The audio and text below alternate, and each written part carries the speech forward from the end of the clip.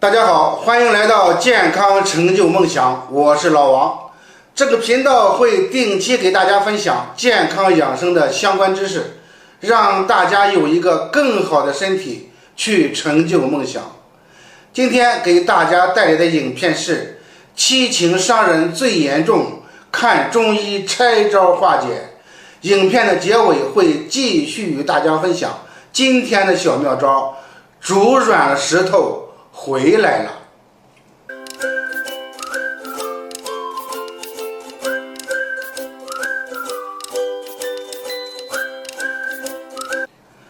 先聊聊七情。那什么是七情呢？七情就是我们平常说的喜怒忧思悲恐惊。平常听到有人说气死了、乐坏了，好像都是一些随意的口头禅，其实说的正是七情对身体的伤害。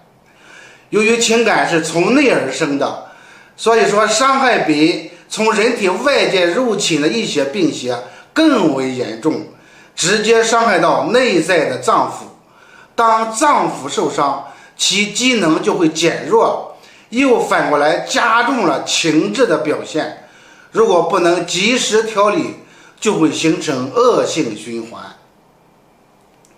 早在《黄帝内经》中就有关于七情与五脏之间的详细论述。喜伤心，怒伤肝，忧伤肺，思伤脾，恐伤肾。七情过度都会伤及内脏。中医认为，突然、强烈或者长期持久的情志刺激，都会使人体的气机紊乱，脏腑阴阳气血失调，就会导致疾病的发生，称为七情内伤。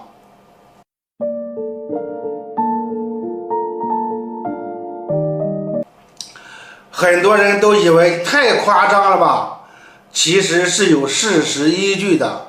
国外有一篇报道，一个有着20多年工作经验的电工，从他当学徒的第一天起就被警告，2项的电线不能同时碰，否则会马上死亡。这天他在工作的时候，突然不小心同时碰到了2项的电线，当场死亡。奇怪的是，经过法医鉴定，怎么也找不出他的死因。他不是被电死的，因为当天没电，他是被自己头脑里20多年根深蒂固的思想杀死的。他光是记住了2项的电线不能同时碰，却忘记了前提是有电还是没电。很多人都有过这样的经历，一些看起来并不是很严重的疾病，却久治不愈。无论中医西医、洋方子土药材，效果都不理想，甚至还有的越治越重，医院也束手无策。到底是什么原因呢？在河北有这么位病人刘先生，平日里也没什么大病，有一天打乒乓球的时候发现手够不着球了，就开始到各大医院去治，全国各地看了3年，最后被诊断为小脑萎缩和重症肌无力。当刘先生来找我的时候，肢体动作严重的不协调，已经不能走直线了，只能左右晃荡的往前走。我问刘先生，你在病前是做什么工作的？刘先生回答说，在打官司。原来刘先生是做生猪屠宰生意的私企老板，前几年当地政府实行生猪统一屠宰，他得到了这个独家的生意，垄断了当地的市场，生意特别的好。但是地方政府看到这个生意这么的赚钱，就想以各种惠民的理由收回去。当初刘先生为了取得这个业务，投入了大量的资金，还购买了许多设备。现在政府要收回，刘先生当然不干，就开始和政府打官司，还上了省电视台和中央电视台。最后官司终于打赢了，可是发现双手开始不听使唤了。3年来，刘先生北京、上海到处去治，可是情况越来越糟糕。因为小脑是管着人的肢体运动神经的，他的四肢活动出现障碍，所以被医院诊断为小脑萎缩和重症肌无力。那我是怎么看待这个问题的呢？首先我们来看看刘先生这2年打官司的情况。刘先生是民告官，地方私企和当地政府打官司，你想想有多难。生猪屠宰都是在半夜进行的，刘先生为了取证，经常要在夜里2点钟开始在屠宰场拍摄，还要各处去奔走，想办法斗智斗勇，从地方到中央。期间耗费了多少精力，心血已经亏损到一定的程度了。在最后他终于打赢了官司的时候，那种心情可不是一般人能够理解的，不仅仅是高兴，简直是狂喜啊！开篇我们也说了，喜伤心，他本来就脆弱的心脏受不了这样的冲击，心主血脉吗？血液供氧就出了问题，血液供氧开始不足。在中医的5行里，肝属木，肺属金，肾属水，心属火，脾属土。心火生脾土，心火一弱就不能生脾土了。脾主肌肉四肢啊，就是说人体肌肉四肢所出现的异常情况都与脾脏的功能有关，所以这个病人的肌肉就开始萎缩，四肢运动出现不协调，不能进行正常的生理活动。那怎么办呢？欲生土，则须补命门之火。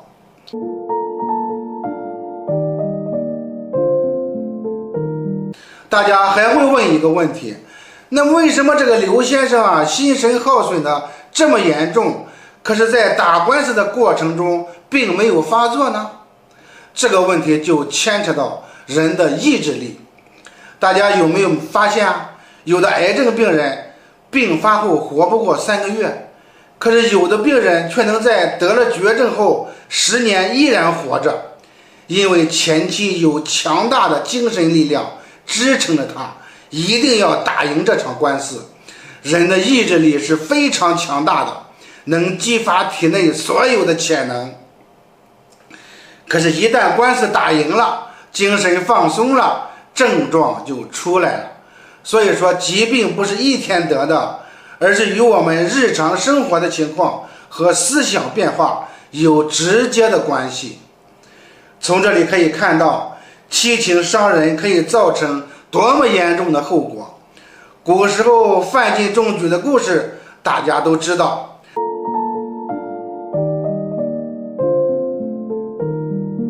，30多年的科举考试屡试不中，老是被人瞧不起，终于考上举人了，却一下子疯了，这也是喜伤心的例子。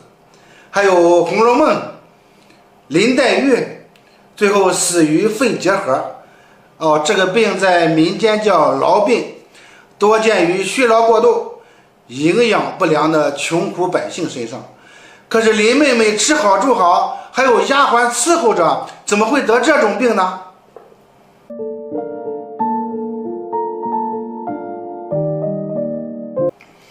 大家想想，林黛玉有什么特点呢？多愁善感，是不是？其实真正的病因是她的性格忧郁伤肺所致，这些都是很典型的七情内伤的例子。我常劝大家退一步海阔天空，做人做事千万不要钻牛角尖儿。情绪对脏腑的伤害是无形的，远比外邪病毒更为直接和深入。中医主张在诊断病症时，要注意病人在发病前的状况，才能准确地找到病根，对症下药。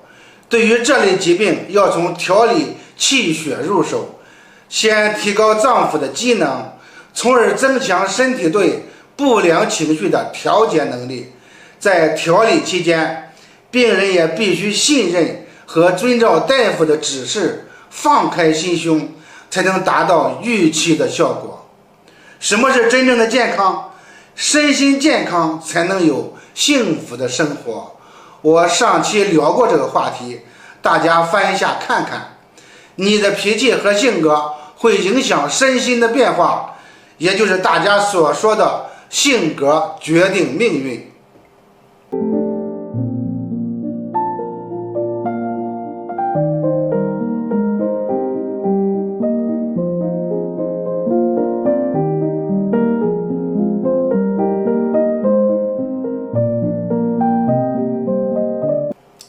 所以人要想改变命运，必须先从调节自己的情志开始。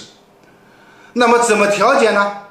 一，喜对应心，喜是心情愉快的表现，但是高兴过度就会伤心。中医认为心主神明，君主之官，心是情志思维活动的中枢，超乎常态的喜会促使心神不安，甚至语无伦次，举止失常。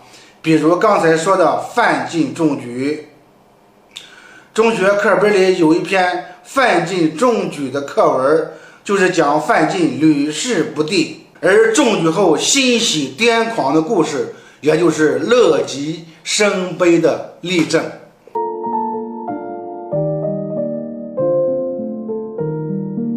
第二，怒对应肝，怒是指的什么呢？是指人一旦遇到了不合自己意愿的事情而出现的气愤不平、怒气勃发的现象。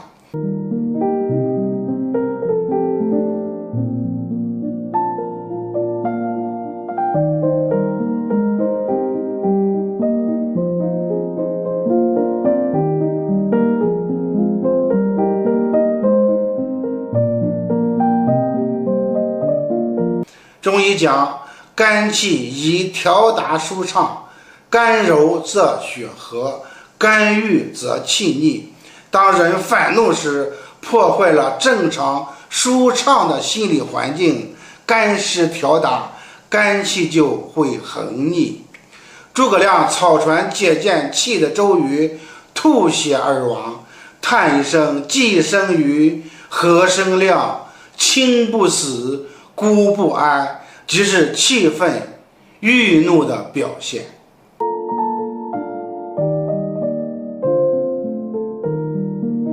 第三，忧思对应脾，忧愁而沉郁，表现为忧心忡忡，愁眉苦脸而长吁短叹，垂头丧气。思就是集中注意力思考问题，思虑完全是依靠人的主观意志来支配的。中医认为，过思则伤脾，脾伤则吃饭不香，睡眠不佳，日久则气结不畅，百病随之而起。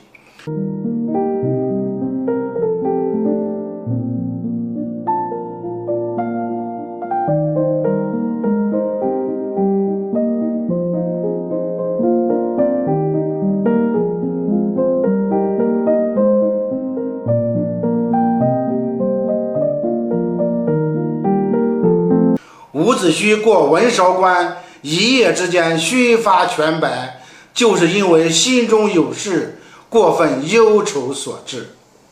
第四，悲对应肺，悲是由于哀伤、痛苦而产生的一种情态，表现为面色惨淡，神气不足，偶有触及即泪涌欲哭，或悲痛欲绝。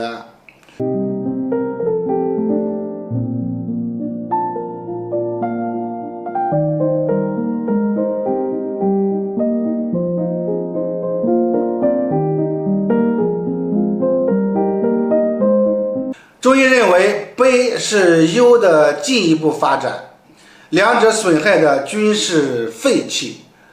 很多家庭中发生不幸的事情，由于悲伤过度，都会导致大病一场。所以很多事情啊，你要注意节哀顺变，保重身体为要。第五，恐惊对应肾。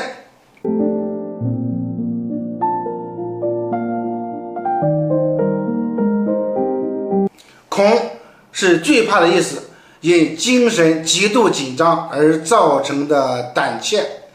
惊是事情突变导致精神上的猝然紧张。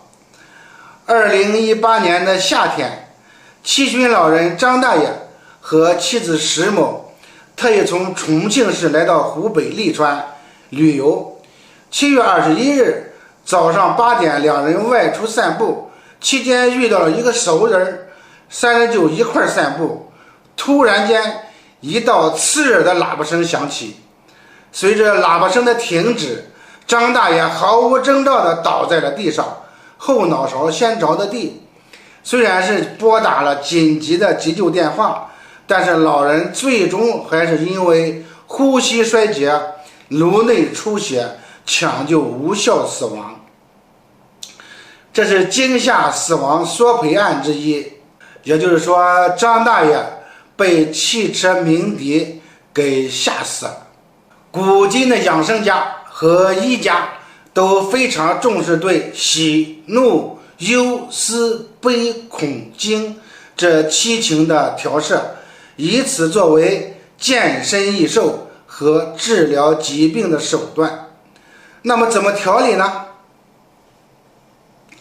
以情胜情，以情胜情式的心理治疗，此法源于《黄帝内经》所说的怒伤肝，悲胜怒，喜伤心，恐胜喜，思伤脾，怒胜思，忧伤肺，喜胜忧，恐伤肾，思胜恐。实践证明，情志治病按照这种心理治疗方法是有理想效果的。现在分享今天的小妙招，煮软了石头回来了。